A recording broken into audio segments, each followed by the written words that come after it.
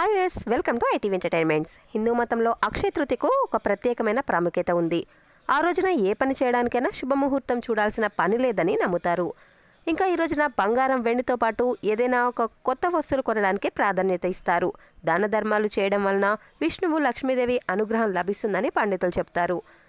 ఆ రోజున బంగారం కొంటారు అనే విషయం చాలా వరకు తెలుసు. కానీ ఇంకొన్ని రకాలైన వస్తువులను కొనడం వల్ల కూడా బంగారం కొంటే ఎటువంటి ఫలితం అయితే వస్తుందో సేమ్ అలాగే మంచి ఫలితం అయితే లభిస్తుంది. అక్షయ తృతీయ ఏ రోజు వచ్చింది, బంగారం కాకుండా ఇంకా ఎటువంటి వస్తువులను కొనడం వలన అదే విధమైన ప్రాధాన్యత లభిస్తుంది, ఇంకా ఆ రోజు ఎటువంటి వస్తువులను కొనకూడదు అనే విషయాలను కూడా ఇప్పుడు ఈ వీడియోలో తెలుసుకుందాం. దానికంటే ముందు మీరు కనుక మా ఛానల్ని ఫస్ట్ టైం చూసినట్లయితే సబ్స్క్రైబ్ అవ్వండి, పక్కనే ఉన్న బెల్ ఐకాన్ టచ్ చేయండి. నేను చేసే ప్రతి వీడియో మీకు నోటిఫికేషన్ పనులు వచ్చేస్తుంది. లైక్ అండ్ షేర్ చేయడం మర్చిపోవద్దు. వైశాఖ మాసంలో వచ్చే శుక్లపక్షంలోని 3వ రోజున అక్షయ తృతీయగా జరుపుకుంటారు. ఈ సంవత్సరం ఏప్రిల్ 30వ తేదీన అక్షయ తృతీయ వస్తుంది. ఇంకా బంగారంతో పాటు ఈ వస్తువులను తీసుకొని రావడం వలన కూడా లక్ష్మీదేవి మన ఇంట్లోకి వస్తుందని నమ్ముతారు. అదే పత్తి దూది. మీరు ఇంటికి తీసుకురావాల్సిన మొదటి వస్తువు కూడా పత్తి. పత్తిని అక్షయ తృతీయ రోజున కొనుగోలు చేసి ఇంటికి తీసుకురావచ్చు. ఇది ఒక శుభప్రదంగా తీసుకుంటారు.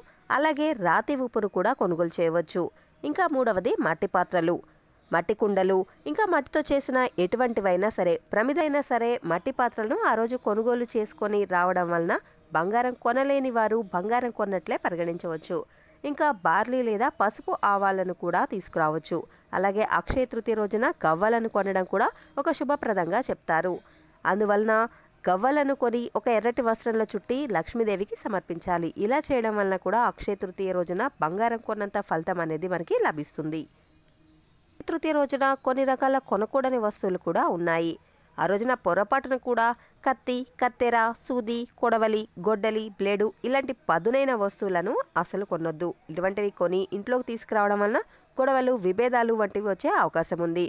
ఇంకా నలుపు రంగు వస్తువులను కూడా, నల్లటి ఫర్నిచర్ను, ఇనుప వస్తువులను కూడా ఆ రోజు కొనుగోలు చేయకుండా ఉండడం మంచిది. ఇంకా పొరపాటును కూడా స్టీల్ సామాన్లను, అల్యూమినియం పాత్రలను కూడా కొనకూడదు. ఇంకా అలాగే ముళ్ళు ఉన్న కొన్ని రకాల మొక్కలను కూడా కొనుగోలు చేయవద్దు. వెండి లాంటి వస్తువులను కొనలేకపోయినా పర్వాలేదు, కానీ ఇనుము, పదునైన వస్తువులను కొని కోరి కష్టాలను మాత్రం తెచ్చుకోకుండా ఉండడం బెటర్. ఇటువంటి యూస్ఫుల్ ఇన్ఫర్మేషన్స్తో కూడిన వీడియోస్ ఇంకా చూడాలి అనుకుంటే ప్లీజ్ ఫాలో ఐటీవీ ఎంటర్టైన్మెంట్స్.